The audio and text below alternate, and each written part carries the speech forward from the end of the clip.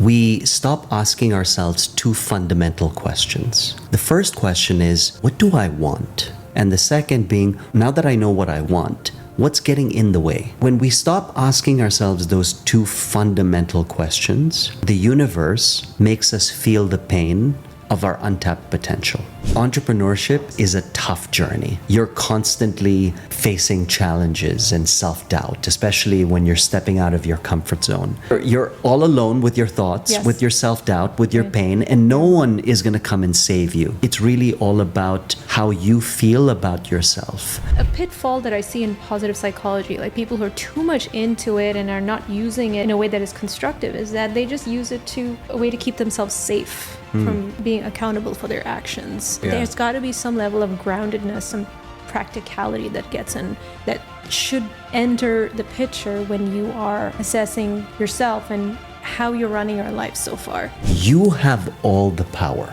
You're just making those choices and those decisions that you're not aware of that is a higher priority than what you think you want. Because as soon as you know that, okay, you know what, this is what I want to be a morning person, and if that's really the highest priority, it's going to fall into place. You will do everything in your willpower to make that your number one priority. But most people don't know why they want to do it. It's getting really clear on the why.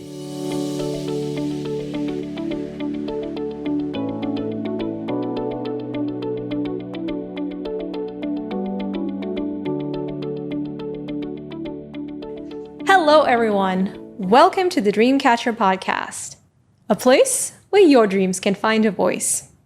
I'm your host, Celine Chenoy. Thank you to all of you who return every week to tune in to become a better version of yourself. Make sure you hit subscribe if you haven't already, and rate our show if you enjoy this episode. What if you could remove the obstacles that stand in your way and shape your life's direction with purpose? My guest, Dhiren Harchandani, believes that the secret to overcoming challenges and flourishing in life boils down to one essential skill, and that is mastering our inner game. Today, he will share with us how to achieve this through his insightful wisdom and personal stories. Dhiren Harchandani is a growth coach who has mentored entrepreneurs and organizations. As a TEDx speaker, he passionately advocates for unlocking human potential. An entrepreneur with over 2 decades of experience scaling businesses across 5 industries, his contributions have earned him recognition among the top 40 change management leaders.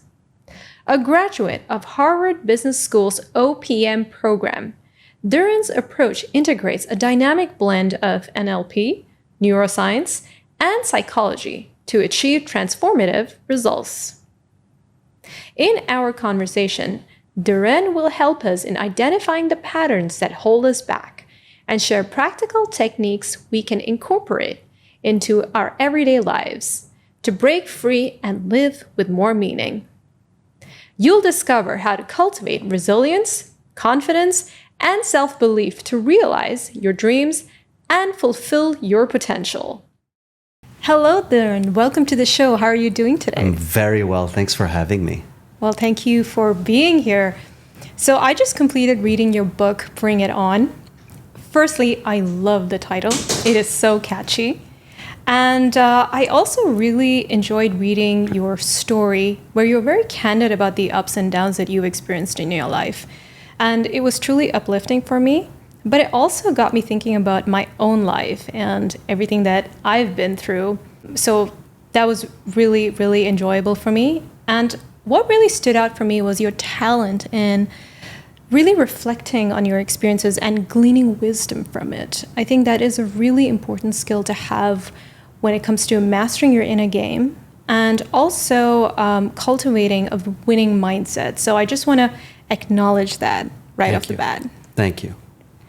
Okay, so I want to start by asking you about your journey so far. So you have spent some time in the realm of entrepreneurship prior to entering the world of coaching. Tell us about what brought you to where you are today and what sparked your passion for helping others realize their potential and mastering their inner game? Great question. Do you want the unfiltered version? Absolutely. So the unfiltered version is, I'm glad you said that. The unfiltered version is, had you known me let's say 15 years ago, anyone from the outside looking in would say successful. I checked all the boxes in that narrow way we define success, in the very outward material, context. However, as I was winning the outer game, I call it the outer game, which is, scaling the business, growing the business in terms of the number of, how big the team is, different markets, number of businesses. I realized that it was coming at a huge trade-off. I was making a massive trade-off between the outer game of success versus the inner game of, how I felt about myself, my relationships, my health, my well-being, my peace of mind. And this went on. This was during a time when, mental health was not trending the way it's trending now. We were just having this conversation before we started rolling about how, not long ago, when you raise your hand and say, you know what, I'm having some mental health challenges, that would be taken as a sign of weakness, especially for a man. Let's just call it an ace and a spade a spade. Yeah. This was at a time when it wasn't trending and we knew very little about it. And because we knew so little about it and it wasn't trending, I didn't have a coach back then. I wasn't in any organization. I didn't have forum. It was just me and that saying, it's lonely at the top. Entrepreneurship is a lonely journey. Mm-hmm. I truly experienced how lonely it can be. And so this went on for a good 3-4 years. I call it the dark night of the soul. I talk about it in my book. I have a chapter called The Collapse. And that was really the epitome of, or that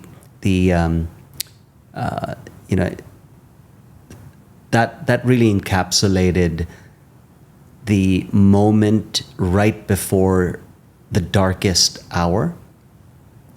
And so I started asking myself all these questions, and I started really trying to understand, how can I overcome this hollow feeling that I was going through? Although anyone from the outside looking in would say, it seems like you're so successful. Internally it was a different state.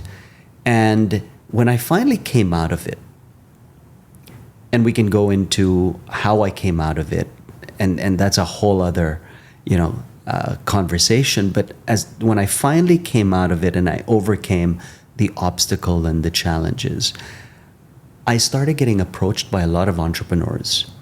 And I noticed that, so the entrepreneurs that would come to me would say, hey, can you help me scale my business? I have some challenges around pricing or market share or my business model, perhaps. It doesn't seem like it's scalable. Mm-hmm. And so we started working on the outer game. We started working on helping them scale the business. And as we started getting success and as their businesses started scaling, it was at the cost of the inner game, which was exactly what I was going through. So I felt like I had a front row seat to a movie that I starred in. Like, I was the producer, director, and actor of this movie, and now I'm in the audience. I'm watching this firsthand. Did that give you a different perspective? Completely different perspective. And so I started sharing my experience. But Celine, my experience got them to a certain point, but I needed to have the tools. I didn't have the tools. And so that's when I went on this journey of really understanding, why is it that majority of people, when I'm in a room of either 50 or 500, and I ask the question, how many here have something that they want to change about their life? Inevitably, everyone's hands go up. Yeah. irrespective of career, fitness, health, whatever facet of their life, everyone has something that they want to change. We are having a quiet conversation with change every single moment. But the reality is that 95% of those people are going to fail. Not for lack of desire, because they want to change. So the question is, what did the 5% know about change that the 95 doesn't? And so that's, that took me down several rabbit holes from positive psychology, you talk about motivation, to neuroscience. I started working with Dr. Joe Dispenza and really understood change from the most fundamental unit. Like, how do we actually change? What are the building blocks? There's so much to unpack there. The first place I want to go is the outer game versus the inner game. Yeah. How do those two compare? I imagine that both meet different needs. But why is it that meeting the outer needs does not satiate our inner needs? What's missing? So let me give you an analogy of how to think about outer game, inner game. So think of your phone. Oftentimes we hear about a new app, right? And we download the app. Now, the apps that we download on our phone are the habits, the hacks, the morning routines that we read about, right? Those are surface level shifts that we make to try to change, to try to become a better version of ourselves. However, if you load apps on an operating system that has bugs or that is not up to date to be able to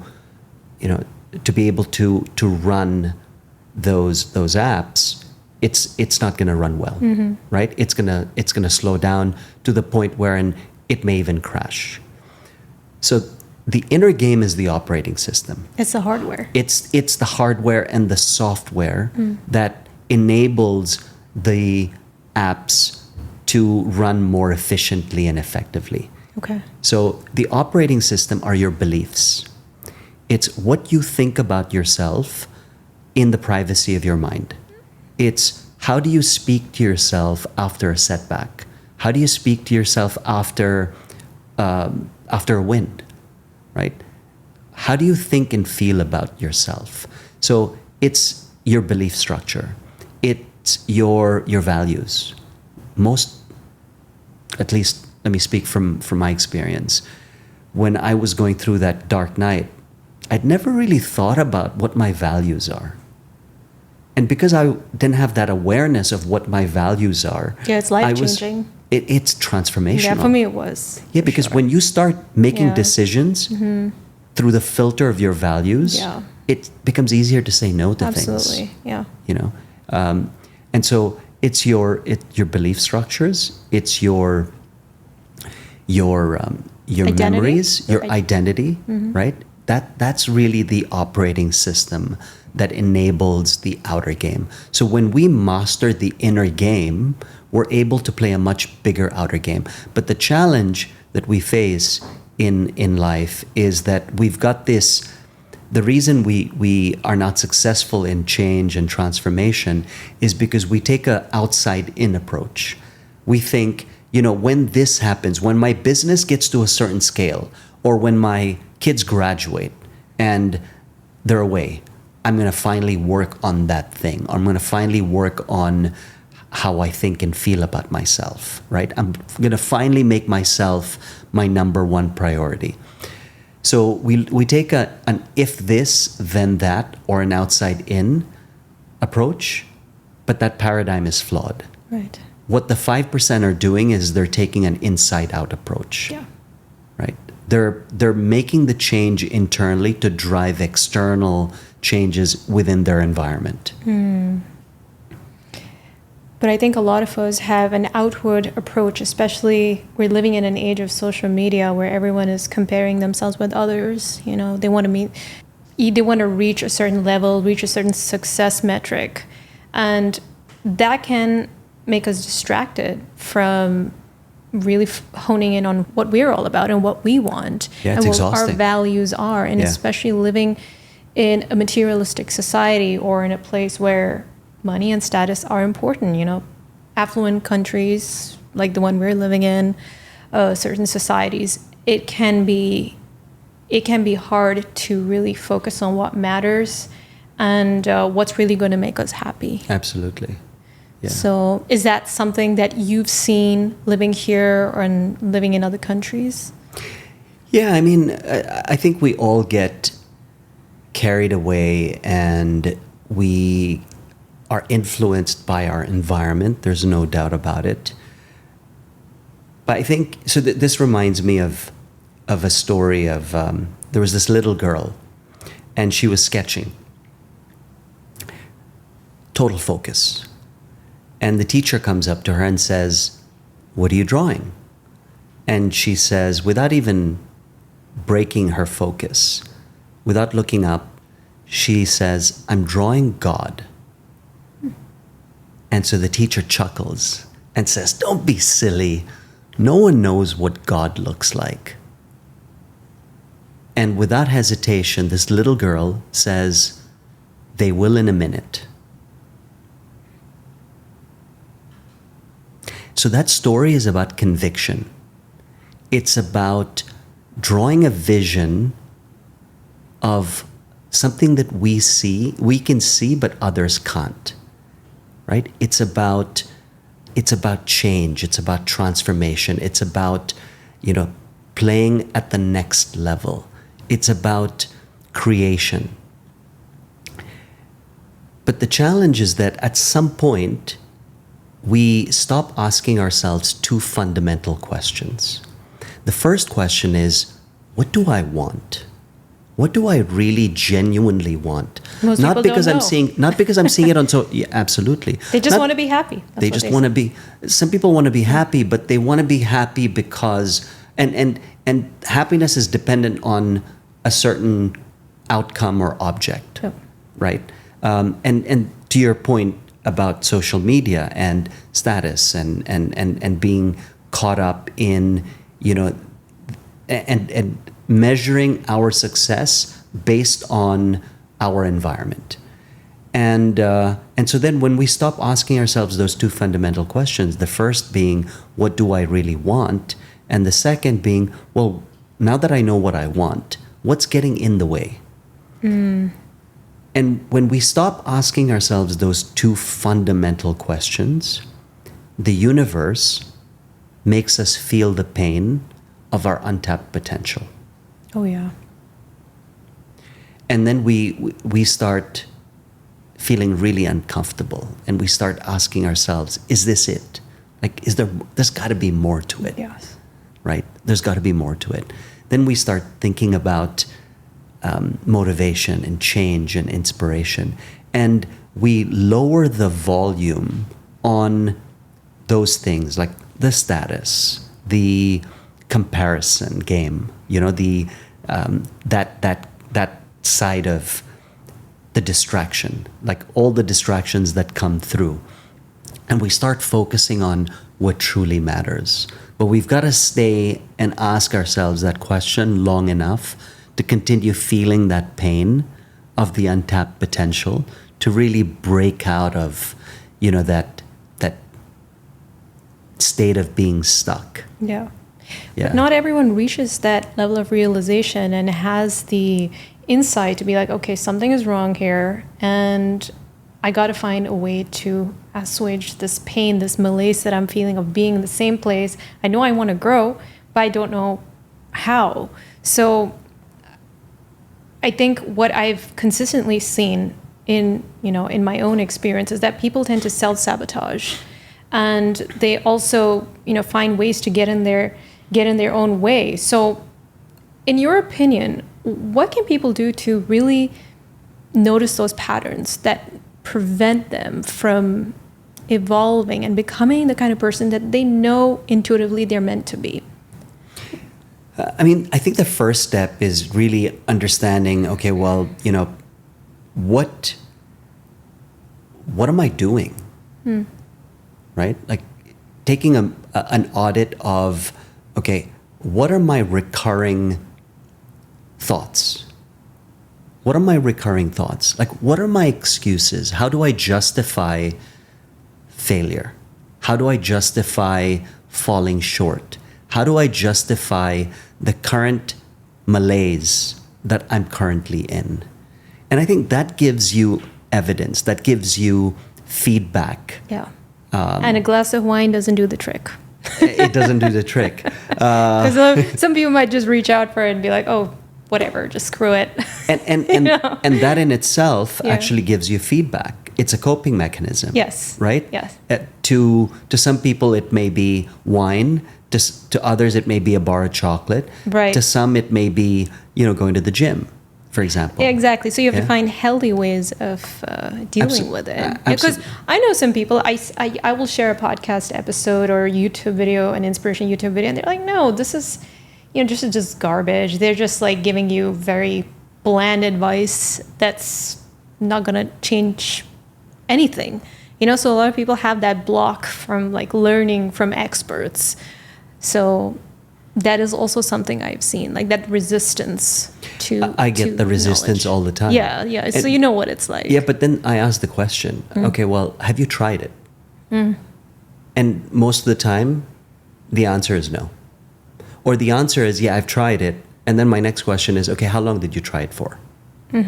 Right? Because if someone is sharing their experience and you've seen a certain level of transformation, maybe just from the outside looking in as an observer, there's obviously something that they're doing that's working, right? And I always say, you don't have to reinvent the wheel, right? Read the book, listen to the Dreamcatcher podcast. Thank you for that. Shinoy, right? And I mean, you have how many episodes? 200 plus. 200 plus, yeah. Interviews. Yeah, that does not count the other ones. Yes. I mean, that in itself is a wealth of knowledge.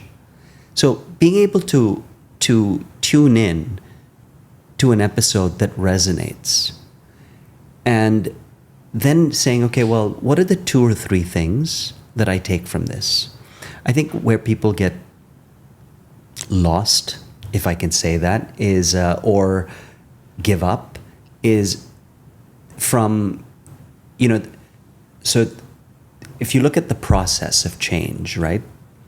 The first step is you're thinking about it, right? I really want to change. Like, I don't feel comfortable in the current state of my life or my business or my relationships or my health, whatever the situation is. And they're thinking, but then the second part of the thinking is the alignment, right? It's now you're aware of it, that you're not happy where you are. Okay, well, who do you want to be? What do you want? Goes back to that question. What do you want, right? Now you have a clarity on the awareness, being stuck. And now you've answered the second question, which is, okay, well, what do you want? Then you go into the doing part. And my book is really all about doing. It's about, at the end of every chapter, you would have noticed, are a set of questions. It's a mirror that I'm putting in front of the reader saying, okay, now that you've read my story, let's talk about you, right? Where are you stuck? Why do you do what you do? What are your patterns? When you wake up in the morning, what's the first thought? And we all have the first thought that you have. And usually, if you really tune in and lock into that thought, it's the same thought. And usually, most of the time, it's a problem.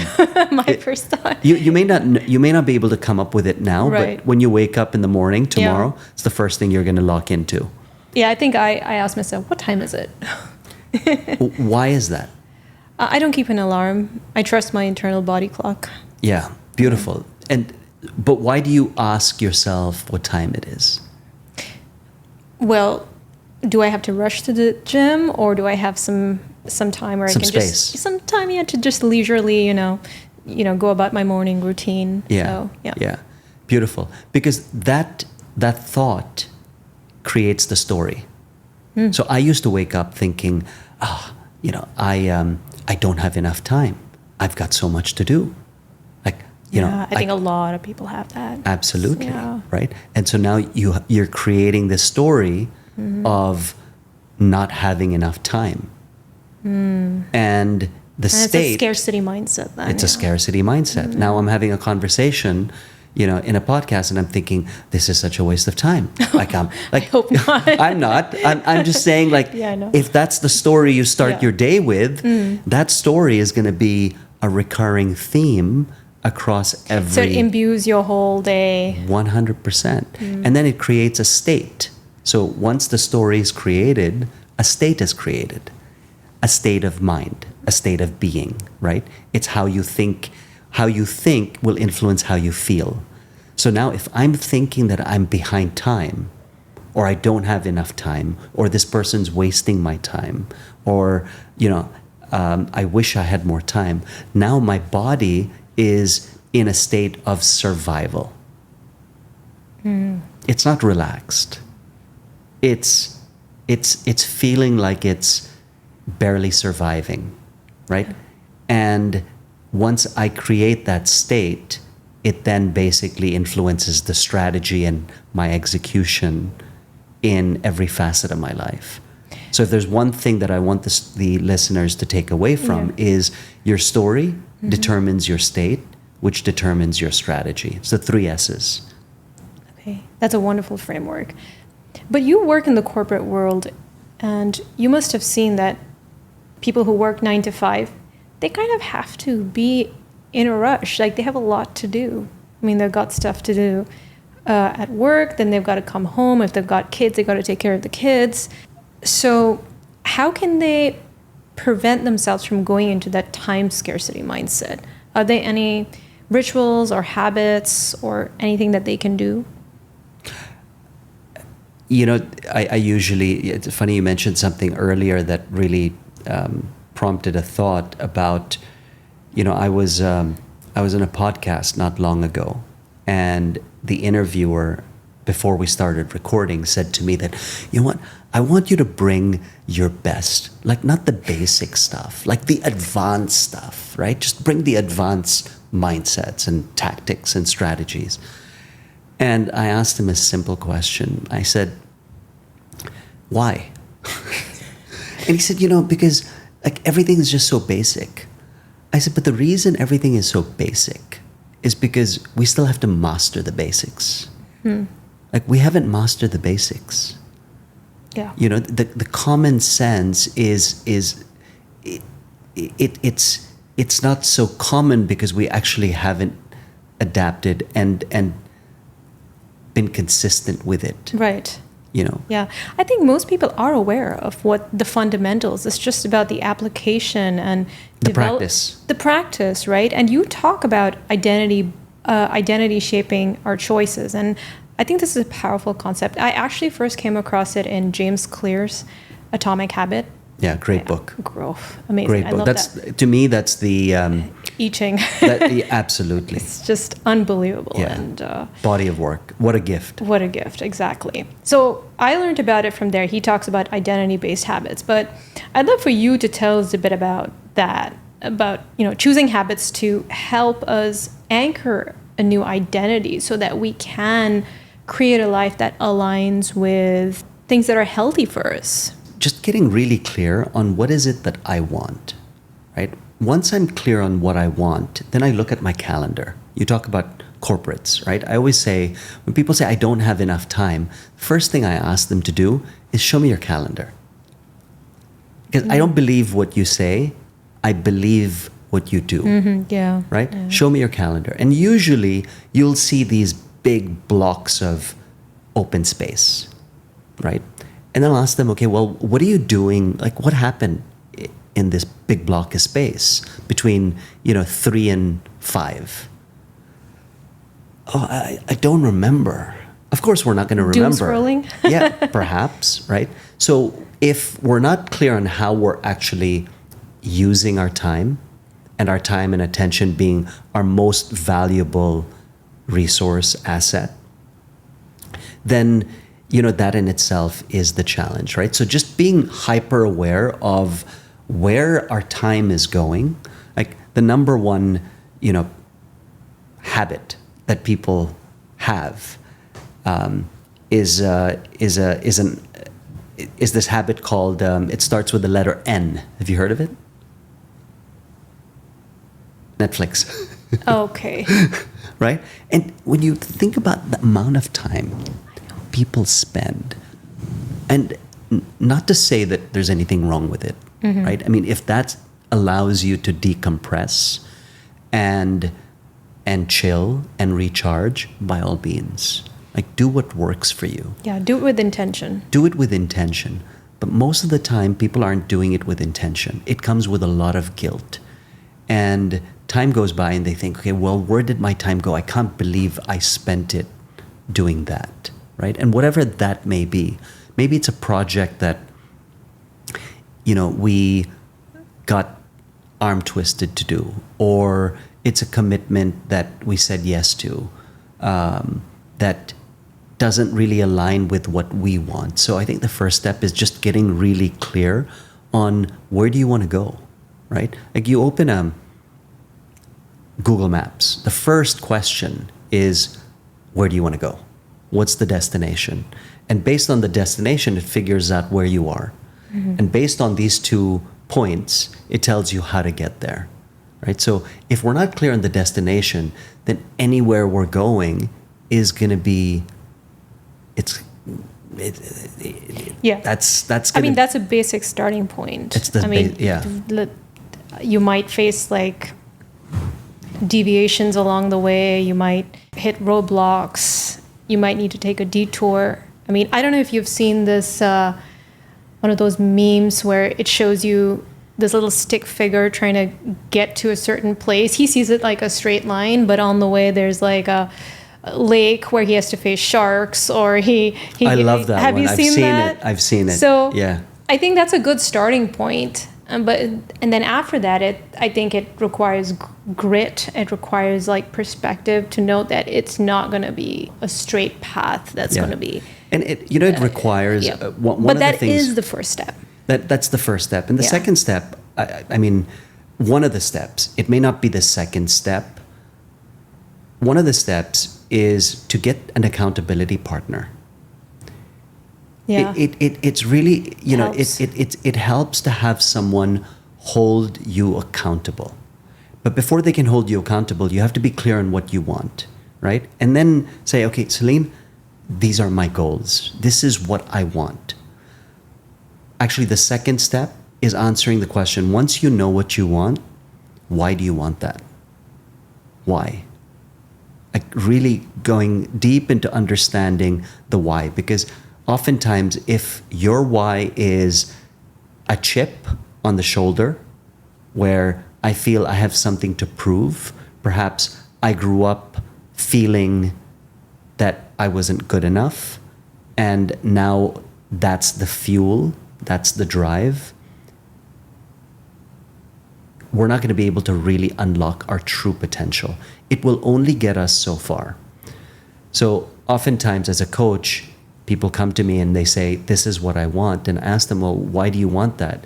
And oftentimes it's, I think it's going to make my parents proud. I think, my wife would be really proud of me. Or I think, it's going to unlock a certain level of status in my community, in my environment.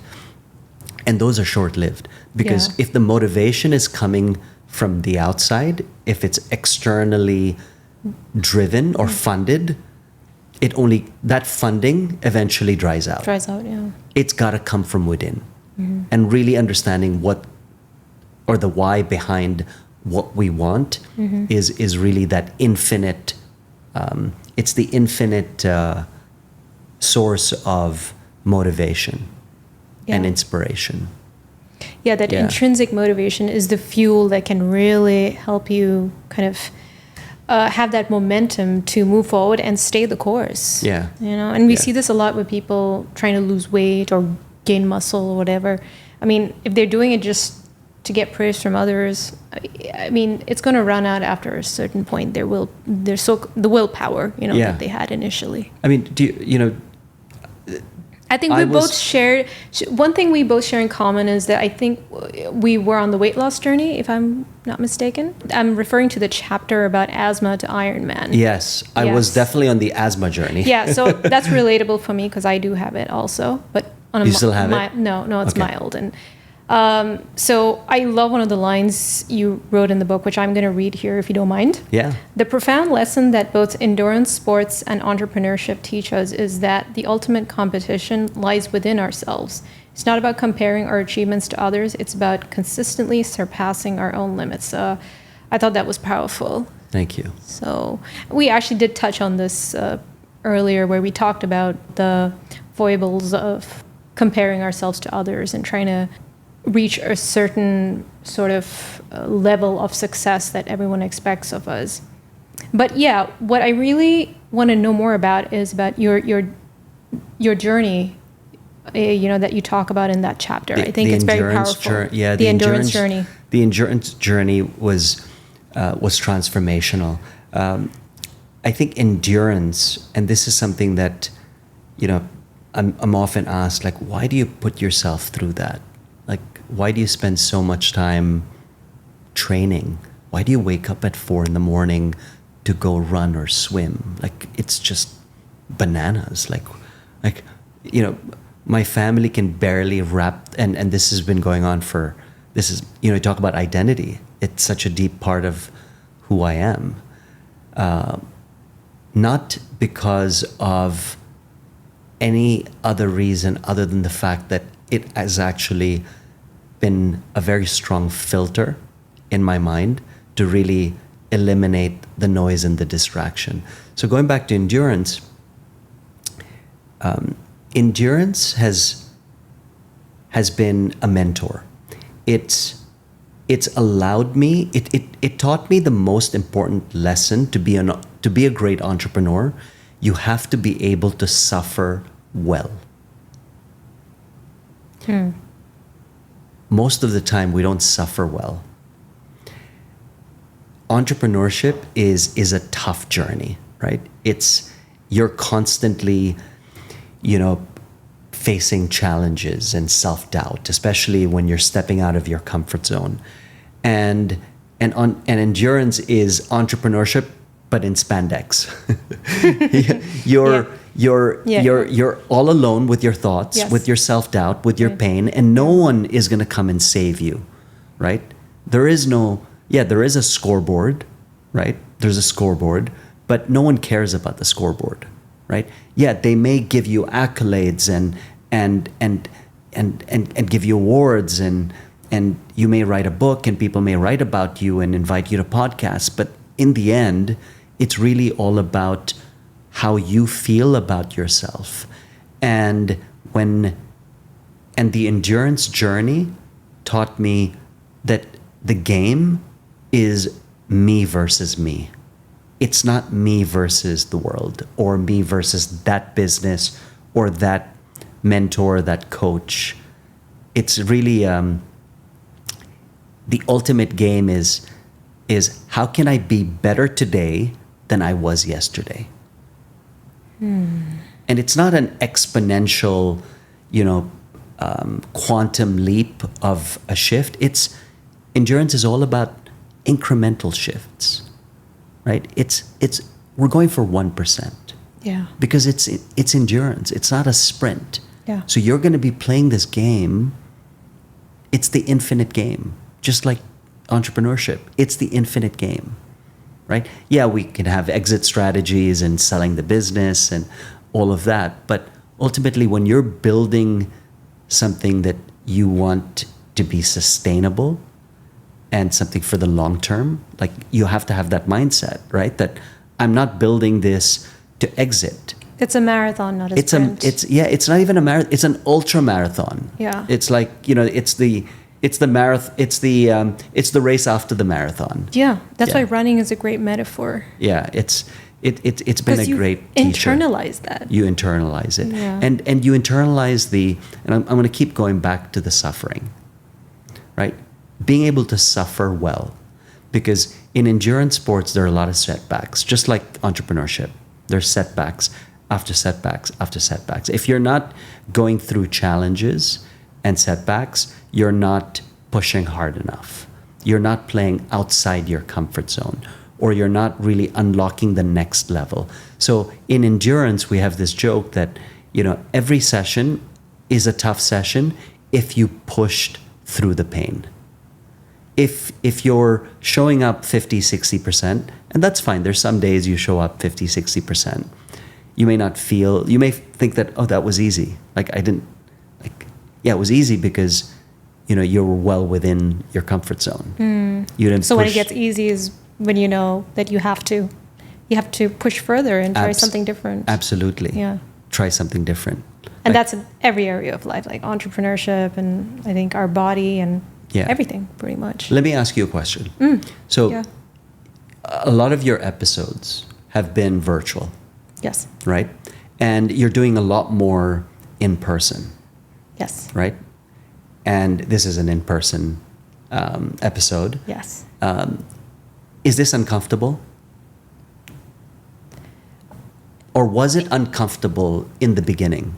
Initially, maybe just for a few minutes, but then I started to roll with it. You rolled with it? Yes, because it requires the same skill set, listening, paying attention to what your guest is saying. And I think after a certain point, you lose that self-consciousness. Oh my God, am I looking okay? Am I sounding okay? You just enter the stream of the conversation and you just lose yourself in it. Yeah. So I think you get used to it.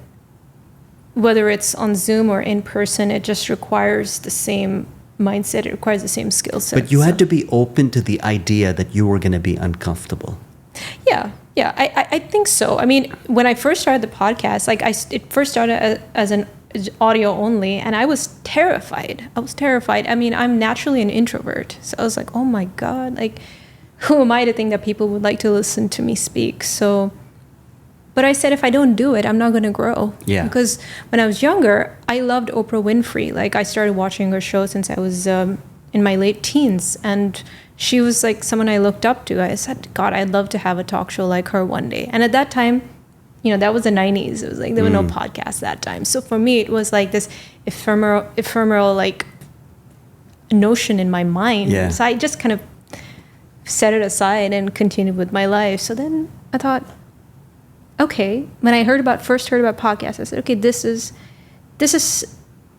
a potential opportunity for me to just try to make that dream come true. So yeah, beautiful. I was intrinsically motivated, so that helps, and I really back you on that because there's nothing else that can replace it. People can tell you to do things, like they say, you can take the horse to the water, but you can't force it to drink the water. It has to want to drink the water. So. Yeah. Hello, everyone. I'm excited to announce the upcoming launch of my new book titled The Nomadic Soul, a seeker's guide to finding a sense of self and belonging in the modern world, which highlights a profound yet often unexplored part of your identity that holds the key to everything from answering your biggest questions to finding deeper meaning and joy in everyday life. Visit thenomadicsoulbook.com to learn more, download a free chapter, or to buy a copy. So I used to carry an asthma pump with me in my back pocket. As a matter of fact, I got bullied as a child for that. Oh, that's awful. Yeah. It was terrible. Yeah. And I would hide it. But then, it's quite big. And so when it's in your pocket, people can see it. And I would always have it, it was one of my don't leave home without it. Yeah. And I lived with it for many years. And fitness was really not something that I was into. I got into sports as a teenager, then fell out of it. And then, when I went through this dark night, I it completely changed the way. I remember a friend of mine invited me to do a 3K fun run, and I was like, there's no way I can do a 3K. I can barely do a 1K. So like I was not fit by any stretch of the imagination. And I took my friend on and I said, okay, let me try it. And I loved it. 3K became 5 became 10, 15, 20, marathon, 100K. I mean, it just opened a world of possibility for me. And that's when, I broke through. I did something really uncomfortable.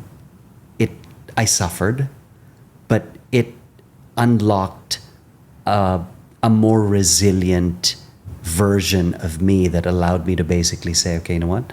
I actually don't need that anymore. Like I can move on from that now. Because I changed the identity. I changed how I viewed myself.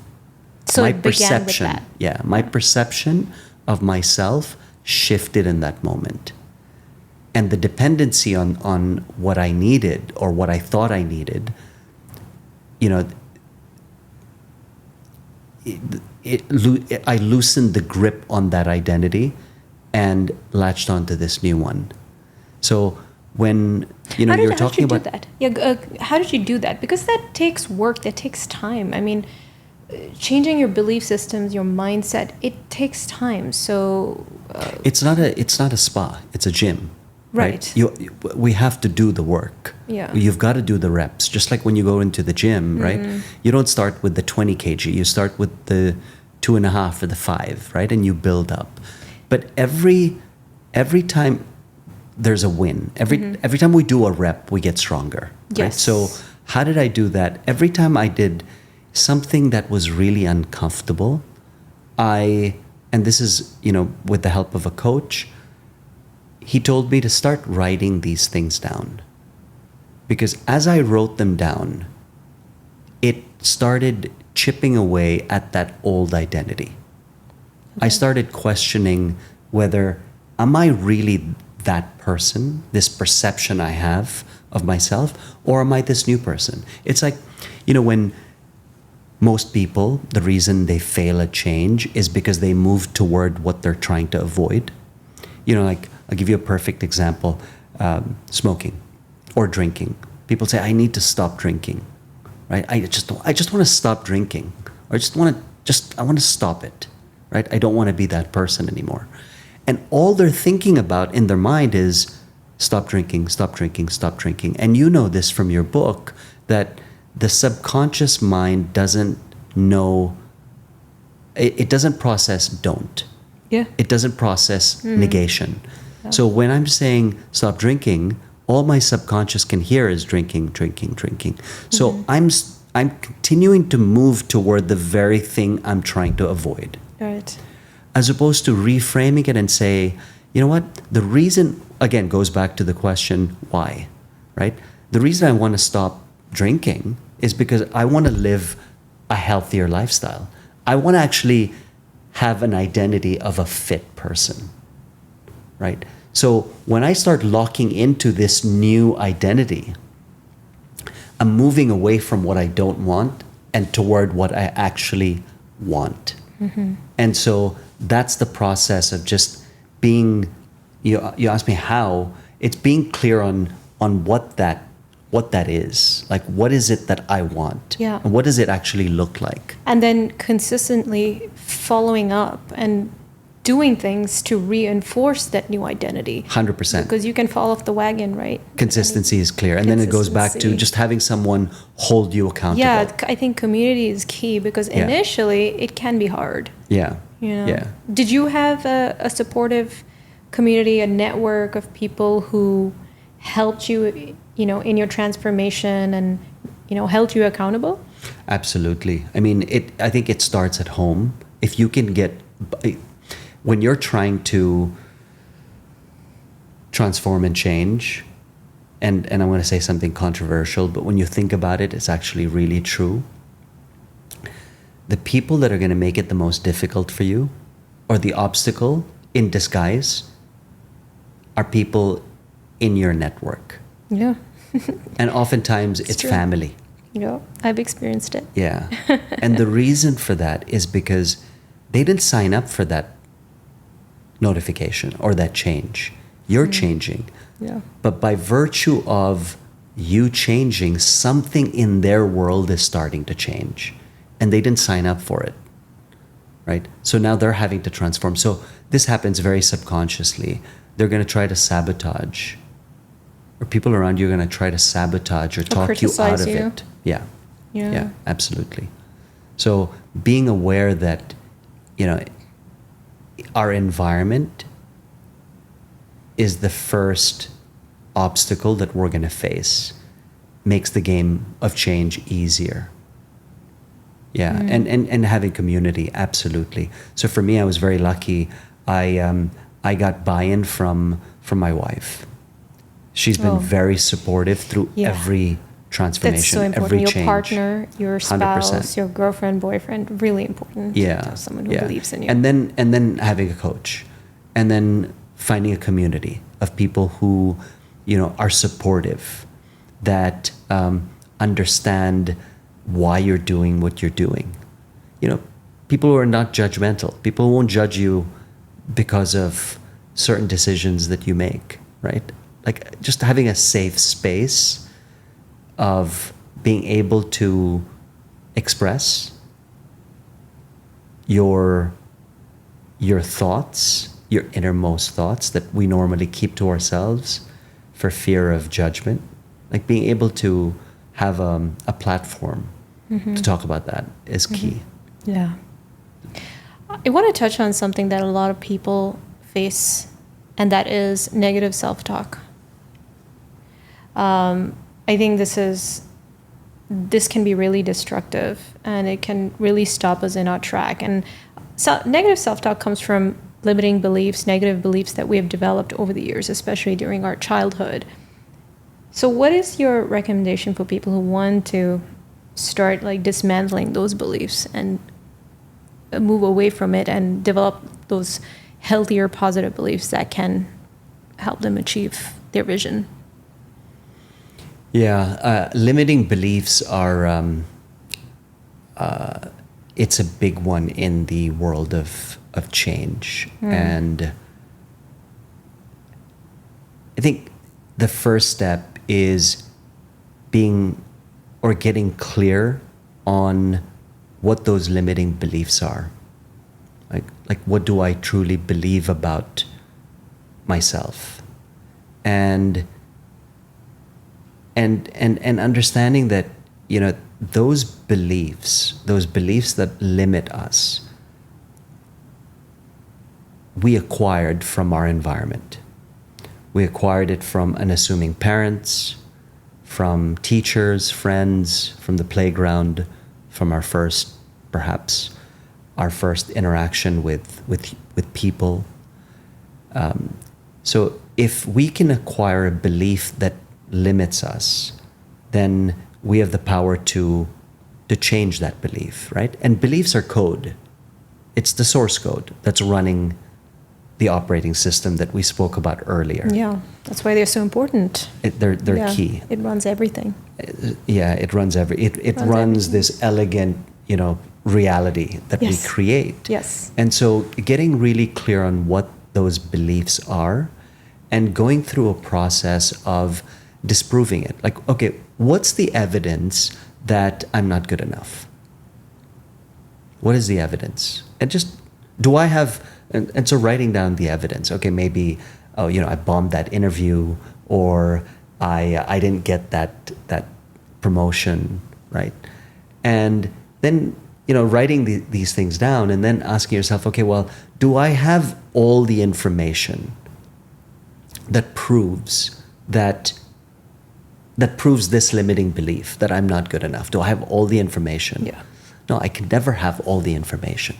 Oh, so that means that, there's information or data out there that, could disprove that you're actually the opposite, that you're very capable, that you are good enough, and you may not have all the information that proves that you're not good enough.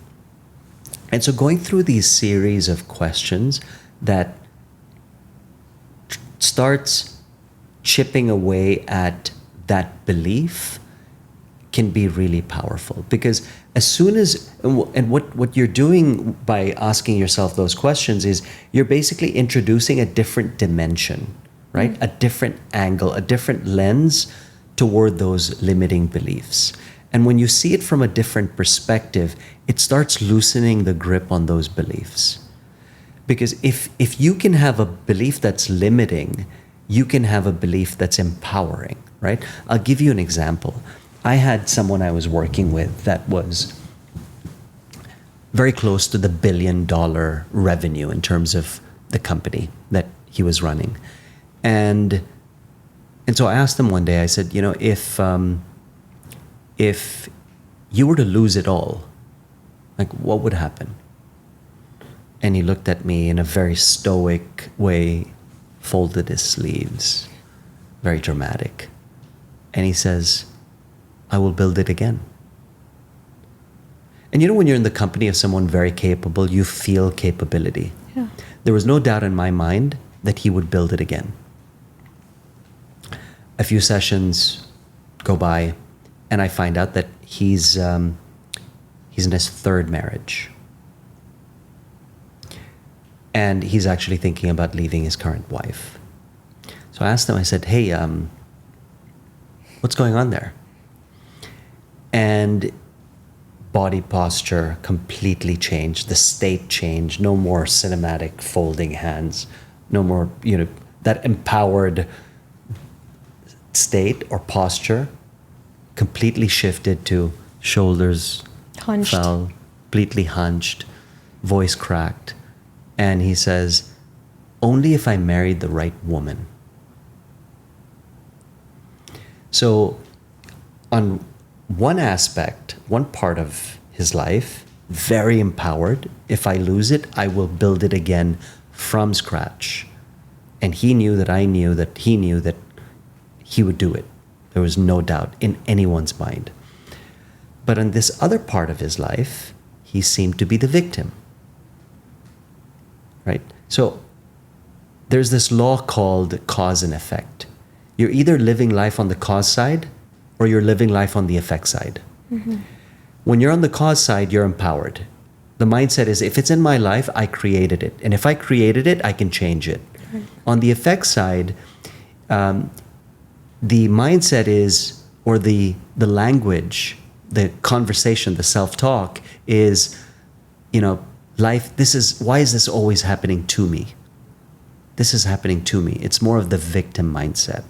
So how do we reframe or recode is to ask ourselves, okay, where are we on the cause side in our life and where are we in the effect side? Where do we feel like we're the victim? And really ask ourselves, okay, can I move from the effect side to the cause side? And maybe there's certain things that are not in our control and we can't cause an effect. But just being on the cause side and living in that delusion that if it's in my life, I can control it and I can influence it, puts us in a state that's more resourceful. It allows us to constantly think of angles and solutions to actually help us overcome the situation that we're in. As opposed to in the effect side where your hands are up and you're like, there's nothing I can do about it. Yeah. Right? You stop taking action. There's no bias toward action. Yeah. Yeah, I love that you mentioned the victim mentality, because I think it's important to have that healthy skepticism when we're assessing ourselves, because there is a risk of us just saying, okay, there's nothing wrong with me. It's their fault, or it's the economy's fault. It's economy. I love that. It's just not being accountable for our actions and the way we're running our lives, because a pitfall that I see in positive psychology, like people who are too much into it and are not using it in a way that is constructive, is that they just use it as a way to keep themselves safe from being accountable for their actions.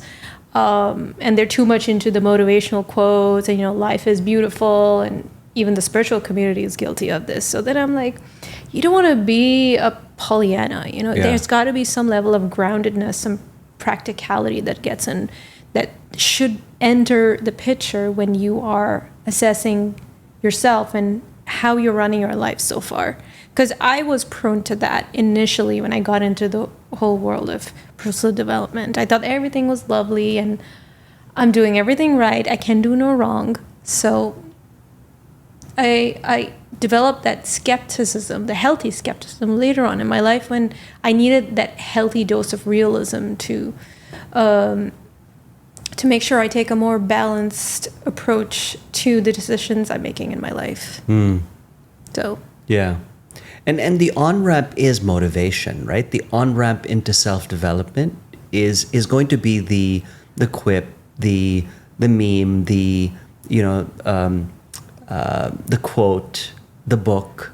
But then when you go through that journey, you realize, okay, well, I'm just moving from one book to the next and one quote to the next. Yeah, one workshop to another. It's one like workshop we're to happy, another. we're like all gung-ho the first week, do a Tony Robbins event or your one of your workshops, and you're like, yeah, I'm trying to pump me up. And then after that, it's like back to normal life. Yeah. Nothing has changed. Not that I'm sure your programs help with long-term change, but I'm saying typically people need a lot more to stay consistent with the change that they promise themselves in these events or after reading a book. Yeah. I'll tell you the biggest challenge. The biggest challenge is we try to make too many changes all at once. Exactly. That's the That's issue. hard. Right? Yeah. So you read a It's book and you get overwhelming. really excited, or you go to a overwhelming. workshop and you're like, I'm going to change this, and this. It's impossible. Right? It's really, really hard. Yeah. And you've got to have, an incredible amount of discipline. Yeah. It all comes down to that, right? Yeah, it comes down to that, but then at the same time, what if we don't have the discipline? Is there an easier way? Yeah, well, the easier way is to just do one thing and remove all the friction that gets in the way. How can you make it easy for you to take that change and habituate it, right? So getting very strategic on, okay, well, what's getting in the way, right? Well, you know what? Going to the example, I need to start getting up earlier to be able to, let's say, go to the gym, right? One of the changes that most people are challenged with. Okay, well, why can't you wake up early? Oh, I just don't like the mornings. Well, why don't you like the morning? What time? Let's actually peel the layers. What time do you go to bed? Midnight, 1 o'clock. Well, no wonder you don't like the morning, right?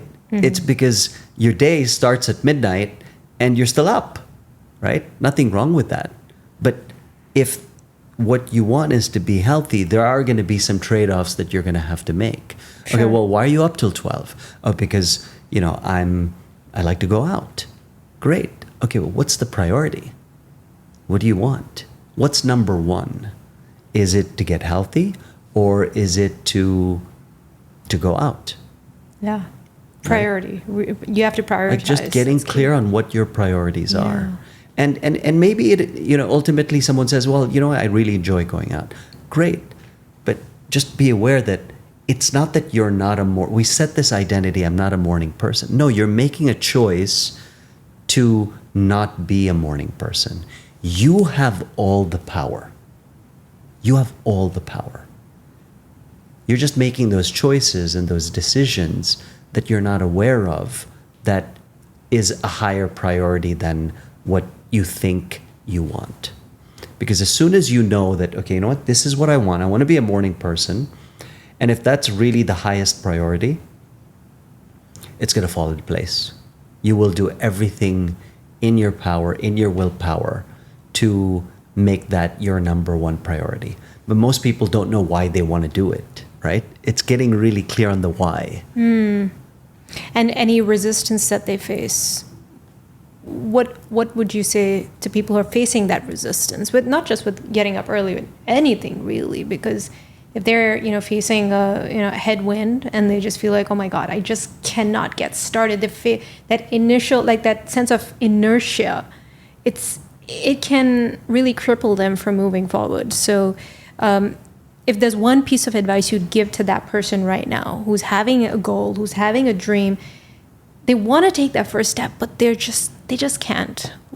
What would you say to them? One thing, one piece of advice.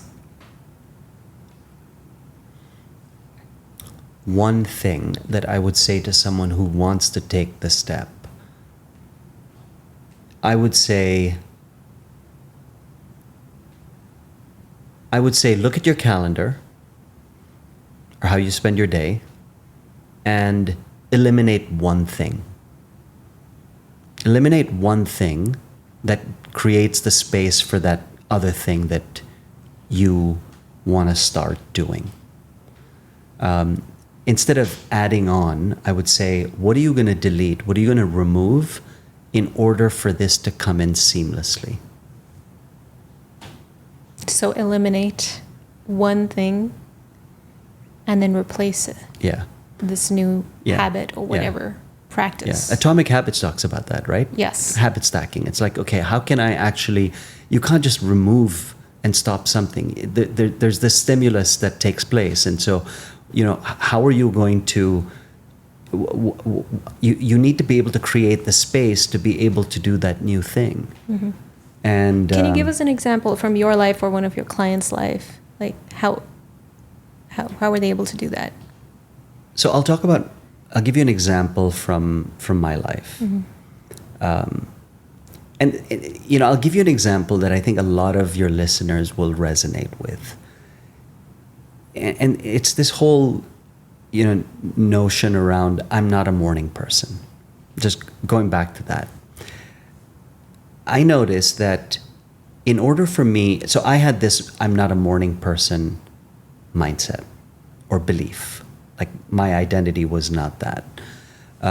Until I realized that, okay, you know what? I want to get fit. Like fitness is important to me. And not just fitness, but I want to do triathlons, right? I want to do endurance sports. Now, to be able to do endurance sports, you have to be able to get up at a certain hour. Yes. Right. For it not to encroach on other aspects of your life. And so it became this filter for me to be able to look at my calendar and say no to certain things that were no longer in service to this new lifestyle, this new identity. So to answer your question, I had to basically say no to certain things that I used to do in order for me to be able to now chase this new goal. So it's really all about trade-offs, right? It's about a lot of people don't want to make those trade-offs. They don't want the sacrifice. They don't want the pain. They don't want the good pain. Rather. Exactly. And we have to be able to sacrifice or make that trade to be able to get what we want. Right. And in this world of instant gratification, that can be a tough pill to swallow, especially for the younger generation who I get concerned about it every single day. I'm like, oh my gosh, they have it pretty easy. Exactly. Did I answer your question? Yes, you did. Thank you. We can bring this conversation to a close. I can ask you many more questions, but we are out of time, and I want to be respectful of your time as well. So thank you so much for being here, Dhiren, and sharing your wisdom and your knowledge with all of us. I'm sure that our listeners and viewers are going to feel galvanized and ready to do whatever it takes to tackle those goals and those dreams. So thank you. Thank you so much for having me, and I hope to come back soon. Yes. At some point when you're 400 episodes in, and I can't believe that you have over 200 episodes. That hearing that was very inspiring. Thank you. I appreciate that. Yeah, it started back in 2018. So it's like an endurance sport. You just keep going, and if you're enjoying it, you just continue. Why do you enjoy it? What's your why? I like talking to smart people. Why? Because I see life through a different lens. And through the lens of someone who I consider learned, perhaps more experienced than me in certain areas of life, and who I feel has good intentions and wants to make a difference in the world. I think we need to give a platform to people like those, as opposed to some of the other people out there who I feel like who are infiltrating younger minds with messages that are not so good. So I just want to like dilute that with positive messages and like messages that could help people become a better version of themselves. So what I hear is your why is impact. Absolutely. Yeah. Impact. Yeah, and distilled it in one word. And that's beautiful. Oh, thank you for that. I appreciate it. And thanks for being part of this community and contributing to it. My pleasure. Thanks for having me. Okay, and I just want to let everybody know that if you found these insights helpful, be sure to check out Dhiren's book, Bring It On. You'll get a deeper insight into how you can transform your inner game. He does a beautiful job of laying it all out in the book. And you can also find him, learn more about his courses and his coaching services on his website, dhirenharchandani.com. The link will be in the description. And also, please don't forget to like, rate, and share this podcast and leave a comment below with your thoughts and revelations.